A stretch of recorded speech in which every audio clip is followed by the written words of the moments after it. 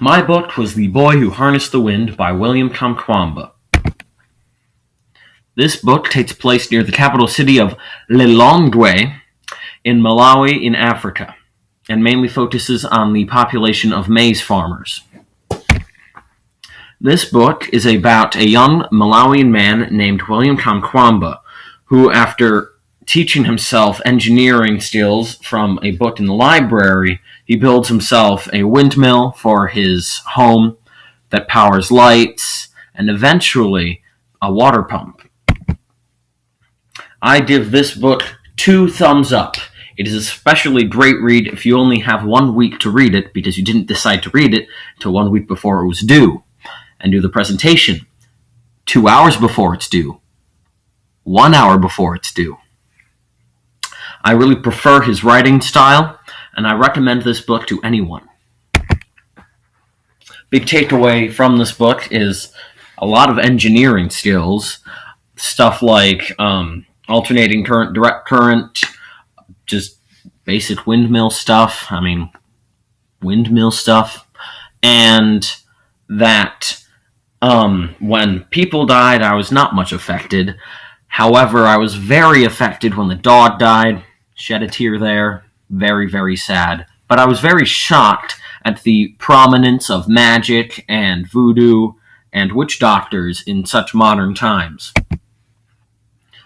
One main cultural conclusion is something about marriage, with a very complex dowry system where families have to communicate, make deals, and it's very different from us here in the Western Hemisphere with just plain marriage. Something else very, very prominent in my book was disease and sickness, where malaria kills over 1 million people every year, many of them children, and people die from AIDS because it's not very well taught and there aren't many clinics for treating AIDS and HIV. Something else kind of important in Malawi is the government corruption that leads to many of the problems with famine and a lot of other just sort of political issues, where they sold off their maize reserves to pay debts, and then huge famine fell over Malawi. Many, many people died. So my further question was the current state of Malawi in schools, where in my book, William was kicked out because he couldn't pay fees. So I found out that free schools do exist, but are held in very poor conditions outside without classrooms. You're susceptible to the weather. And of everyone who goes to school in Malawi, only 1% actually study past secondary school, out of the 7% who actually graduate.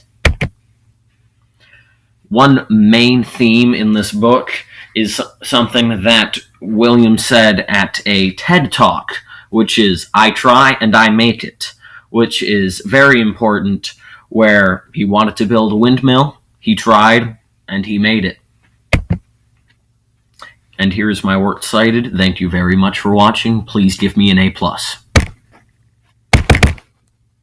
That's it. Let's stop this recording. And